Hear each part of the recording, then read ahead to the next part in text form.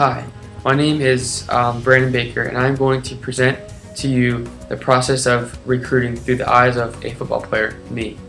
The first part of this process is simply choosing the sport you excel in and have a passion for that sport. My sport was football. I have a love and passion for the game and to become the best that I can be. First, you should list the universities you would like to attend and to play that sport, which is football, and also the academics you wish to pursue. Excelling in your sport through high school, in both academically and athletically, is very important. If both of these are accomplished, you will get some interest from the universities you have listed. The next step in this process is to put together a highlight tape of your performances through your high school season and through all 4 years. I will now show you an example of my highlight tape. In this play, I am under center and throwing a go route and showing my arm strength and ball placement.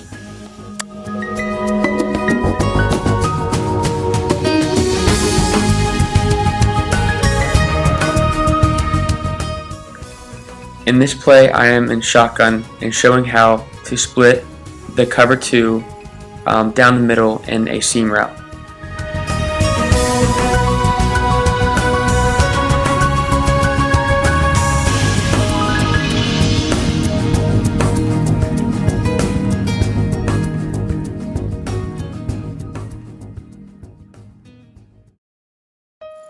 Now I am showing how athletic I am by throwing a deep comeback on the run.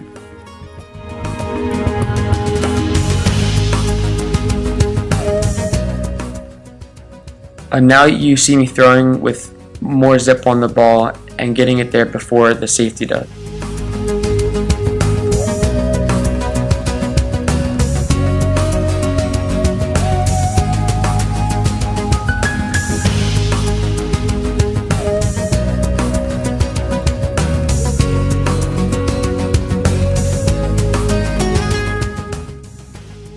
Here I am showing how to take a risk and throw the ball into a specific spot.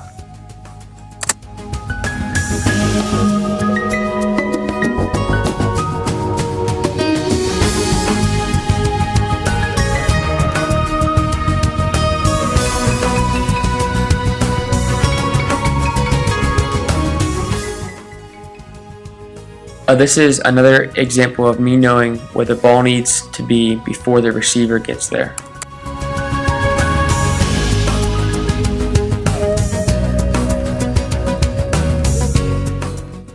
This is an example of how to throw a college out route on the outside shoulder of the receiver.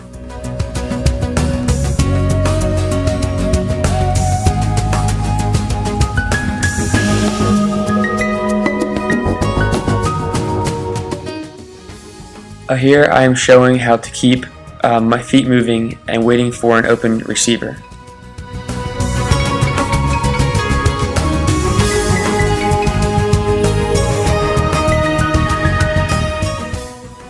Another important skill that I have is that I can run for a first down.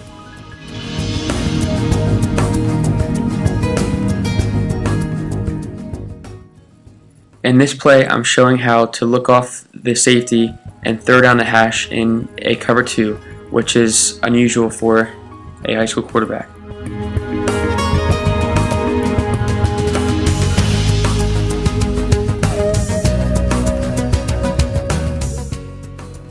Here you see me avoiding an interception which could have changed the outcome of the game.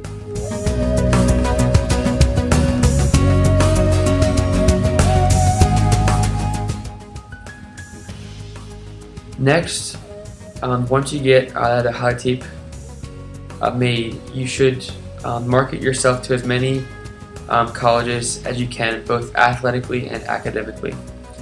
Academic standards The academic standards for an athlete to enroll in a university are different than those of a normal student.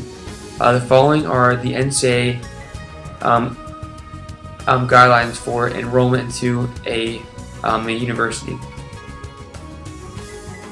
This chart shows what GPA and standardized test scores a high school athlete needs to get into college.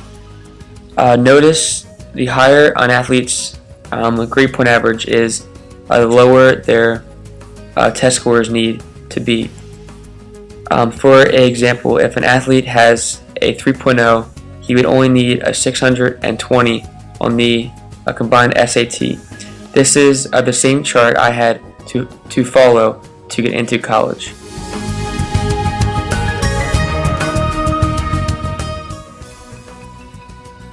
These are only the guidelines for the NCAA. Each university has its own. Once there is an interest from the university, the student athlete and the collegiate coach must follow the four major periods, and they are as followed: the quiet period, the contact, the dead period, and the evaluation period.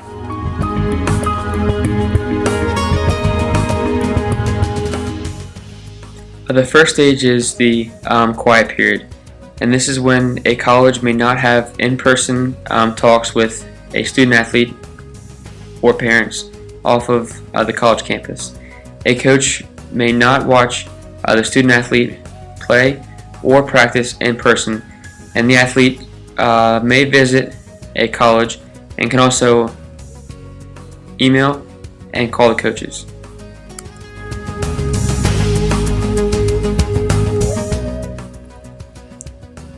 The next period is the contact period, and this is when a college coach may have in-person contact with a student athlete and their parents at any time and anywhere, whether it be on or off the college campus. They can also watch the student athlete play or practice, and they're also allowed to come and visit the high school athlete at their high school.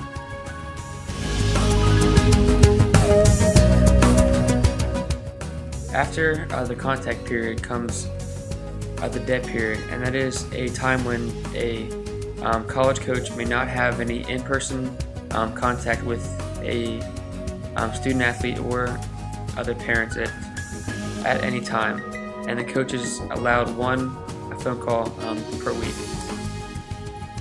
This period was the most stressful for me because I couldn't get in contact with the college coaches.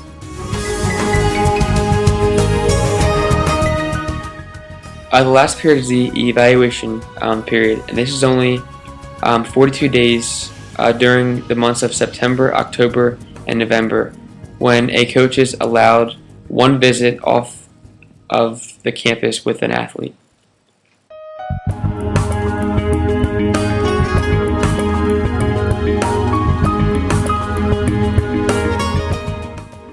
Here are some statistics on trying to receive a scholarship. First, there are 6.9 million high school athletes in the U.S. There are 254,000 senior football players in the U.S. And between D1 and D1 AA levels, there are 5,042 athletic scholarships. And at the D1 single A level, there are roughly 2,528 athletic football scholarships available each year. I look forward to being one of these statistics. I have realized that college athletics is a business, and it is on average $100,000 of an investment from the university, so you are expected to produce. In conclusion, I have discovered through my journey that this process is stressful and unfair and challenging. I have also They realized that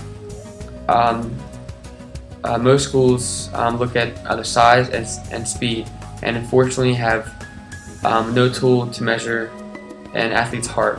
I am grateful to have had the opportunity to experience this